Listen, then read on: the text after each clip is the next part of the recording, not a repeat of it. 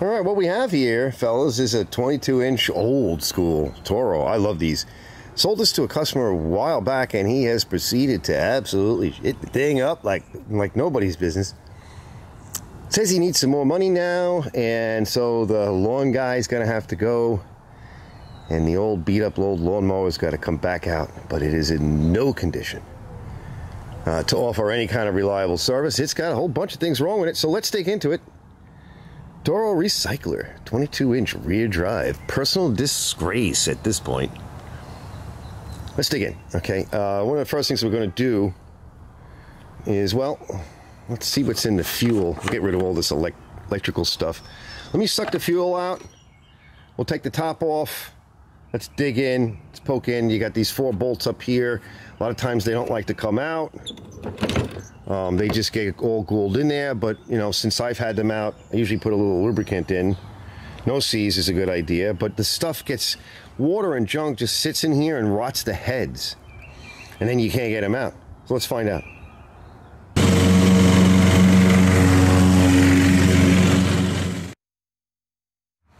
Well, mostly just old gas and a little bit of it.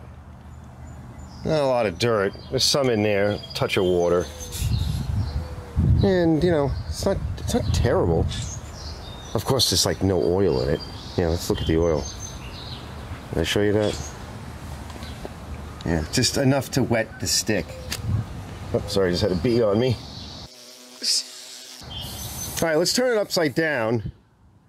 Well, not upside down. Let's turn it on its side. It'd probably wind up upside down. Get the blade off. It dumped a big wad of grass crap in my driveway over there, so I know it's going to be fouled underneath. Well, that's not good. Okay, so he never bothered to clean the underneath. It's completely fouled and it was left to sit. And I'm willing to bet I'll probably blow a hole in it with the pressure washer. I mean, it literally was just abandoned. You can't even see all of it because I don't have it in the full sun. Blade's not terrible. It might have a little bit of life left in it. Yeah, it looks like it might. Let's get the blade off, and then let me set up the pressure washer, and I got a bunch of things to wash today, and we'll see what it comes out like. All right, all weapons are out. Right? Regular super clean spray and the foamy. And you can see, I mean, it was stuck. You can't pull it backwards. You saw how much junk was on it. I may replace the wheels. We'll see, right? It's probably no money in that, but this is what it looks like for a personal pace. And I had already done this machine, so all right, I don't see too much play in here, but we'll get a look. There's play, but mostly it's just jammed up. So you could see that. Get you another look on this side. So we're going to squirt it up. I don't want to get the camera too close, but because I don't want it getting on the camera. Let me do that and kind of get everything all cleaned up on the inside. Yeah, let me go do that because I don't want this spray to come back at the lens. It'll damage the coating on the lens. But yeah, it's actually not terrible. I mean, it looked worse when we started. All right, fellas. Now I want to shout out to our friends over at Super Clean. All right, I'll put a link in the description for their website. You can go look online, see where they have a store locator where you can kind of find who sells it, where you can get yours. And of course, you know, shout out to them because they help sponsor this show very often and this video as well. I don't think you could have gotten this machine as clean as it is without this product, right? Yes, you could use somebody else's product, but look, okay, I like the product, I use it, and it does what I need it to do. It is very strong, so I use it sparingly. You can also mix it. I keep an extra container, and I have a weak version, about 50%. I've also used it as low as 25%, roughly. It will clean a lot of things that are dirty, but you don't want like streaking or the chance of it like causing damage or whatever. We use it in the kitchen too sometimes, or of course barbecue and everything else, and different mixes for different things. This required full strength. Like if there was a thing, this machine has not been taken care of, and shame on this guy, right? I know who he is. shame on you, because you should have taken care of it. You saw what was underneath, and that caused some damage underneath. We're going to get a look in a little bit. I'm going to bring out, it's supposed to rain all day, and it hasn't, but I figure, you know what, the blade's in decent shape. It looks pretty good. Just going to bring it out real quick, put an edge on it, check its balance, and we'll put it on. But then I want to clean up a little bit because of everything I did yesterday outside, cleaning up and all that. It's really getting close to the end of the day. So I figured, you know what, it's a good, like, cathartic thing to do, is to kind of just do what I got to do right now in case it rains. I like doing the blades outside because it makes a bit of a mess. We're going to dig in. Stay tuned. All right, we're going to clean this off. I got the blade cleaned up. And I'm just going to hit that with the wire wheel. And I've been hitting this bearing here with some of my tranny fluid mix. And then I'm going to put a little oil on it. Flip it around the other way. Also did in here. You know, put a little light on. You'll see it a little bit better. Did here and try to get back there. Like I said, flip it, do the same thing. Let it sit. You can see it's already dripping down there. It's good. So let me take care of that. And we'll come back in a little bit. We'll go to the top. The baffle looks good. Got a little bit of crack here, over here, but it's not bad. That looks good. Okay, and the idea is to make sure that there's nothing, no dirt or grass or anything that's going to get in the way of the mounting of the blade, because it'll cock the blade, and that'll make it warble and be out of balance, and you'll get a lousy cut, and you'll kill your motor. All right, we got some juice in there too. All right, I think we're good to go. I'm going to give it another minute, and then we'll put it on all fours, and we'll do the next thing. All right, fellas, I just want to do a couple of things. All right, we're going to do a compression test and a spark check while we're here. So I'm going to put a little bit of my magic mystery juice in, which is the tranny fluid mix. I've got the bail pulled back. I'm just going to spin it a little bit. Just to stir it around. All right, see, puking. Yeah, and there's oil in there too. All right, let's do a compression test and a quick spark test. This will also push more of that juice around. Loosen up whatever gack is in there. Drive out any water, potential water. Oh yeah, we're getting 125 pounds, so this motor is excellent. Now, it will be a little bit higher, right, because you have some oil in here. I could see this oil got in, and the juice that I use, right, will increase the compression slightly. It'll help with ring seal a little bit. But if there was a valve issue, it wouldn't help with that. So we're good here, right? I can start putting stuff back together. I'm going to go get the top, and I'm going to lubricate the top. Let me show you. On these tops, and even though I kind of cleaned it, it's not as clean as I'd like it. In the pole area here, a little bit of oil, and a little bit into this spring pocket, which is over here. You're not going to be able to see it. So just a little bit of oil, pull it through a whole bunch of times. And just blow this out. I mean, this thing was really dirty, so everything that we can do to get things moving again. All right, tank's all cleaned out. I washed it, dumped it. There was junk in it, blew it out. Then I put a little gasoline in, shake it around. I put a plug on the end, and then dump that out, wash it, you know, blow it out with my compressor. And just to make sure, right, to get any water that might be in there out. And of course, it's getting to the end of the day, so it'll sit till tomorrow. Pull the muffler off. It's so much easier to do it this way, and then we'll pull it from here. I just want you guys to see where we are, right? Look at the arrangement here. Okay, this one on the top, this one with the springs on the bottom. This is the lever for the governor, and it comes into this hole over here. Okay, all right. And this is how you adjust the RPMs, all right? So by bending that. So it should be okay. Let's just take it off and keep moving forward. All right, you can see it's in good shape, but there's just a couple of pieces of dirt. So I'm just going to pull this apart, fellas. Nothing much to see, right? We don't have to get crazy. We're just going to blow it out. I will take out that, this is the jet here. I've already had it out because there's usually a black cap on it. So that's our idle jet. I'm just going to make sure that the jets... just going to, you know, that one's got a little bit of dirt in it. I can kind of see it. So we want to make sure all this is clean. I'll do that real quick and I'll put it together and we'll put it back on.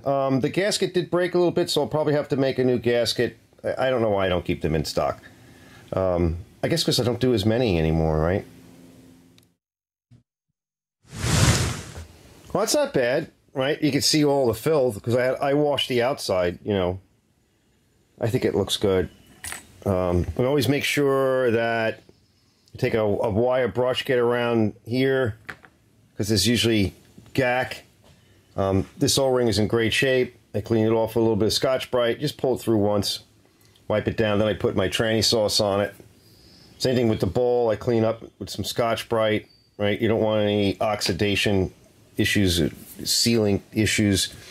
I did open up the jet slightly. I probably already did it once, but I go about anything under 30, so about 28 thousandths is fine, and it's purged. And then I make sure that's open because there's a little hole in there. Now here's a thought: you can actually clean it.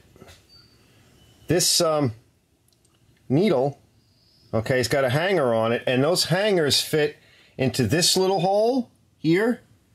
And then there is a tiny little hole on the side. I wonder if I could show you that. I'm trying to hold it with one hand, but yeah, hold on, wait. Okay, see? All right, so you can actually clean that little hole and the little hole in there with the keeper. They kind of give you the tool, and you can shove something down in there, but I blew it out. I don't think there's anything in it. There wasn't really anything in this. So I'll put it back together. All right, carb's ready. But I had that little split in the gasket, so I got some black RTV behind the gasket and then on front, and it'll just fill in that little bit of a split. I'm not going to run it tonight anyway, so we're going to install the carb now, and I just want to show you one more trick. The next day. All right, it's the next day. I got busy last night with customers, which is good because I wanted to show you this. So it's a number 2 screw. That's a number 2 screwdriver. So I turned it in and I tightened it. And I left it sit, which is good because remember, we've got a bit of RTV on that. So now I ground a little flat on the back end of my screwdriver, and now we can tighten it. So stick that in there and just give it a twist. That's it. All right, see now, because now by pushing forward and I got a little something to turn, see? And it needed it. Now, you might say, right, I don't have anything holding this, but that's all we need. Now you might say, well, Arch, why don't you just, you know, it's got a hex head on it. Well, yes, on this one down here, it might be difficult to get the socket on. And I think on this one, it looks a little bit better. When they casted these, this is your intake tube or manifold. And they actually are different, right? There are some engines where it's up here. There's some different configurations. Sometimes they overcast it. They didn't do a good job or whatever the issue is. And good luck getting a socket on some of these. So they provided the Phillips head as well. And it really doesn't need to be all that tight. So if you have a problem where you can't get your socket on, this is a sort of a workaround for that. Now, I'm talking about a Toro, this engine, right, this lawnmower, but these kinds of motors came on so many different things. You may never come across what I'm talking about, but if you do, I just wanted to show you that, and that's what I do. And it also makes sure that I don't over-tighten it, because these are really lightweight screws. You don't want to break them in there. Yeah, that's it. You're kind of done when that happens. What are you looking for? What do you think you're going to get? What do you think you're going to get? I already gave you some. Yeah. It's not there anymore. You ate it. You ate it, silly. I gave everything to you. All right, I got a new plug. So this is the old plug. Right? It's shot. And why is it so shot, Arch? Right? Well, here's the a plug I had. It cleaned it up. Okay, capped it to about, I like about 30, 28, 30. It's beautiful. Right? Why? Why is it all, well, maybe because, you know, you don't clean your machine. Look at this thing. This is like a solid air cleaner. Maybe that's one of the reasons why it stopped working. All right, zip this one off. So even though I cleaned it, what I often find is you got to run a screwdriver in there. Look, there's just stuff is stuck in the gear. And then we'll blow it with some compressed air, and then we'll put some more lube on it. Chain wax is good, or chain lube. Chain lube goes in a little bit deeper, and it'll stay a little bit more like a jelly. Yeah, this gear is all full of junk. Everything was full of junk on this thing.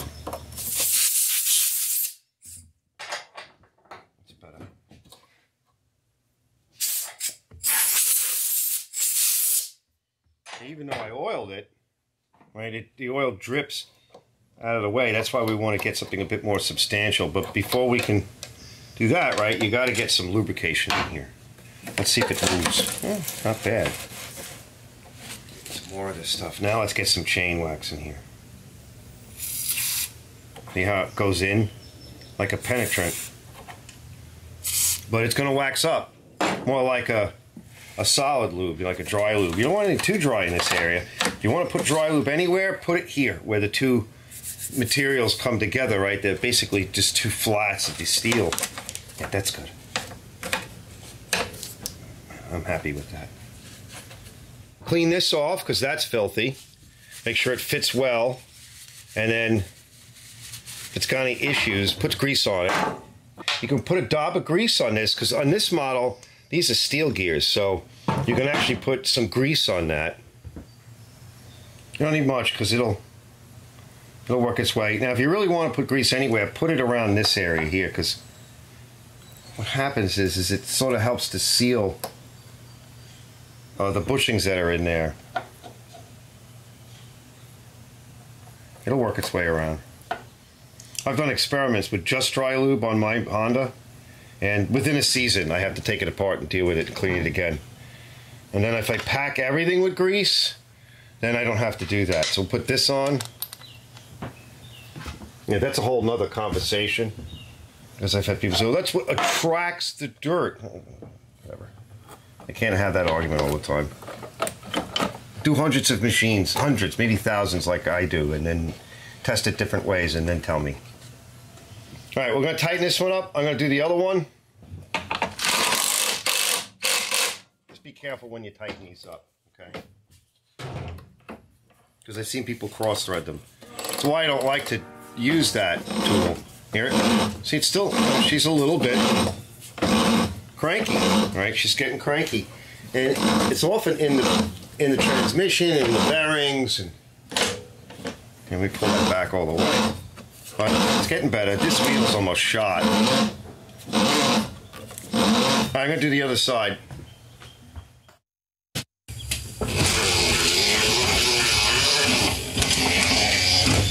All right, so I guess this is the first start in many years, because he left it sit after using the hell out of it. Let's see if we can get it to pick up. I hear something. I hear some squirtage. All right, we got to pull back on this handle because the spring is broken, but we should be okay. Come on.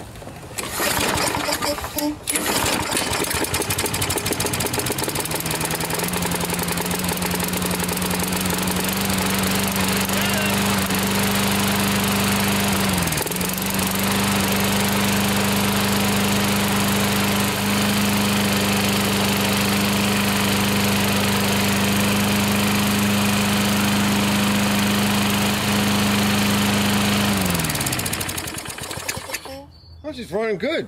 Let's bring it in for the final. We'll dump the oil, and I'm waiting for a customer, so we'll do that. Let's see. I didn't run it long. I didn't need to. Everything's working good. It pulls backwards now, and I figured, you know, the oil was crap, so it's really dirty, fellas. Look at that. So while I'm waiting for the customer, it's black. Look at how black that is. It's just, I save some of these oil a lot of times because of all the carbon black in it. I put it aside. It's really good for putting on old tires and like tractors, because it's got a lot of carbon black in it. Well, that's pretty much what they add to rubber, because rubber's not black. It's a white or a red. It depends on where you get it from, but most of the rubber today is synthetic, which they add carbon to, black, to make it black. And also it rejuvenates the rubber a little bit. So if it's really black, this isn't even as black as I've seen, but it's pretty black. So I'll check to see. I don't keep a lot. I just keep, like, I don't know, a couple quarts around. Goes quick. You mix it with a little bit of Caro or a little bit of gas, just a little, as a vehicle to help it to soak into the rubber. Stir it up a little bit, brush it on, right? You can even make a thin mix and spray it on. It stinks too. All right, we'll be back.